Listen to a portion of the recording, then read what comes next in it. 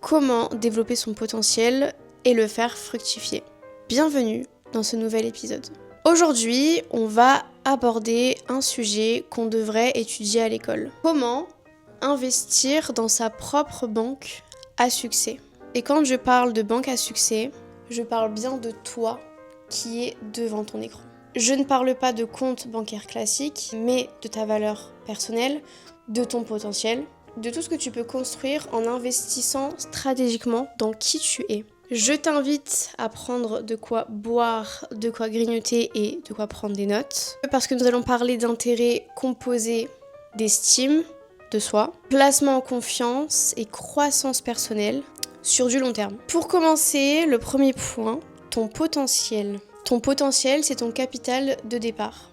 La première question qu'il faudrait que tu te poses, c'est qu'est-ce que tu détiens déjà comme richesse intérieure ? Il est possible que tu ne le vois pas encore. Pour comprendre ce que c'est réellement, tes richesses intérieures, c'est tes ressources uniques, comme tes idées, ta manière de penser, ta sensibilité par exemple, un vécu qui t'a forgé, et tout ça, c'est ton capital de base. D'ailleurs, comme tout capital, tu peux soit l'ignorer, soit le travailler et le faire fructifier. La première étape, c'est de reconnaître que tu vaux vraiment déjà quelque chose. Mais ça commence par toi.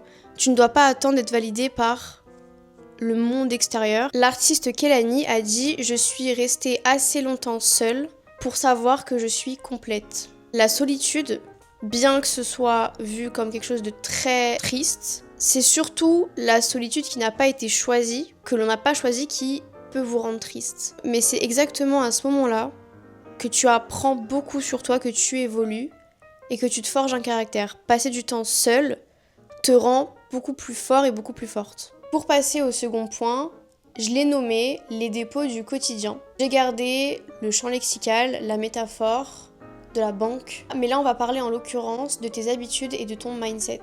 Kobe Bryant parlait souvent de mettre de l'argent dans la banque. Mais il faisait référence à ses entraînements tous les jours à 4h du matin. Parce que pour lui, chaque séance était un dépôt pour son futur succès. Chaque décision que tu vas prendre va soit être un dépôt ou un retrait sur ton compte personnel.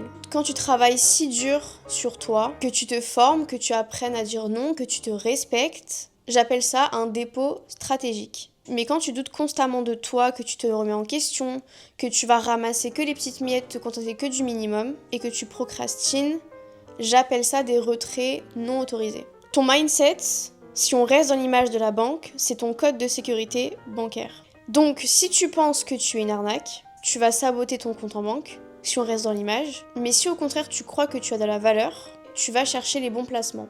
On va passer au troisième point, l'investissement émotionnel. C'est faire attention à où tu places ton énergie émotionnelle. C'est-à-dire que, est-ce que tu donnerais ta carte bleue à n'importe qui dans la rue ? La réponse est évidente, c'est non.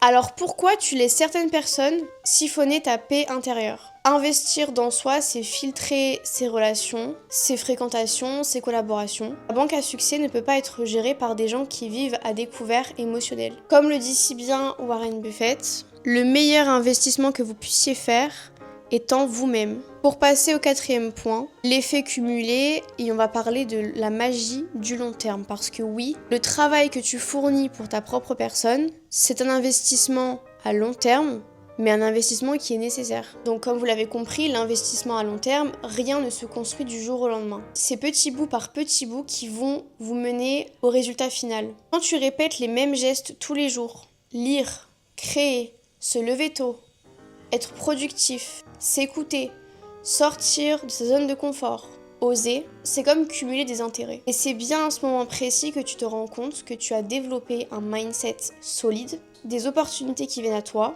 et une stabilité intérieure que rien n'achète.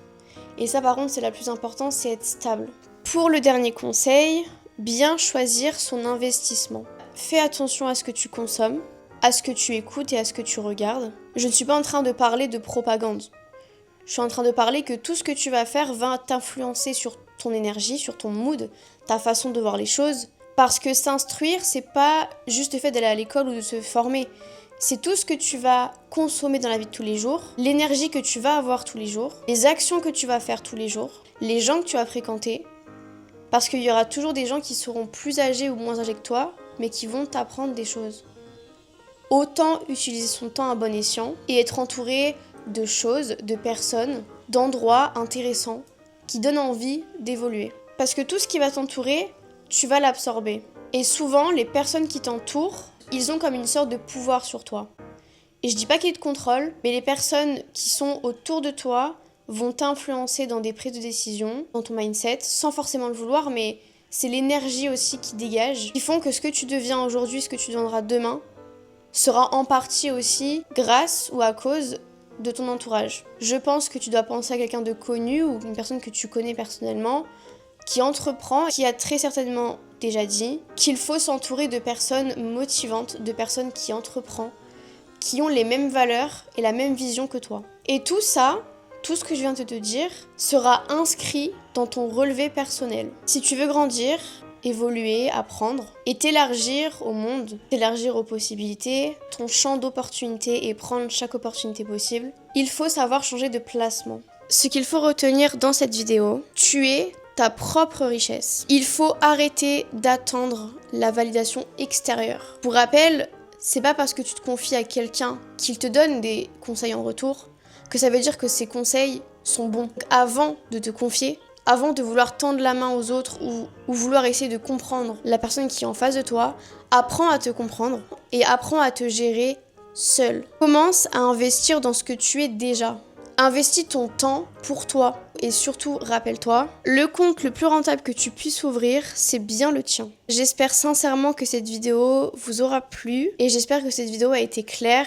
J'ai absolument tenu à utiliser le champ lexical de la banque. Si vous souhaitez aussi partager vos expériences, vos remarques, vos conseils, c'est avec grande joie qu'on vous lira. J'essaye aussi, par ailleurs, quand je fais mes vidéos, de les appliquer aussi pour moi. Je ne suis pas en train de dire dans chaque vidéo que je suis parfaite ou que je réussis tout ce que je dis, mais c'est des choses que je mets en place. C'est bien pour ça que j'en fais une vidéo, parce que j'ai vu la différence. Et aussi, ce qui m'aide en utilisant la métaphore de la banque, c'est d'apprendre aussi plein de choses sur la banque. Puisque quand on est jeune, on n'est pas forcément très formé à l'école. C'est bien pour ça que j'ai voulu mixer et jouer avec les métaphores. Prenez soin de vous, j'ai hâte qu'on se retrouve pour une prochaine vidéo. N'oubliez pas, si vous voulez soutenir ma chaîne YouTube, abonnez-vous, activez la cloche, mettez un petit pouce et un commentaire. Et puis on se retrouve très vite pour de prochaines vidéos et de prochains lives. Merci beaucoup et à très vite.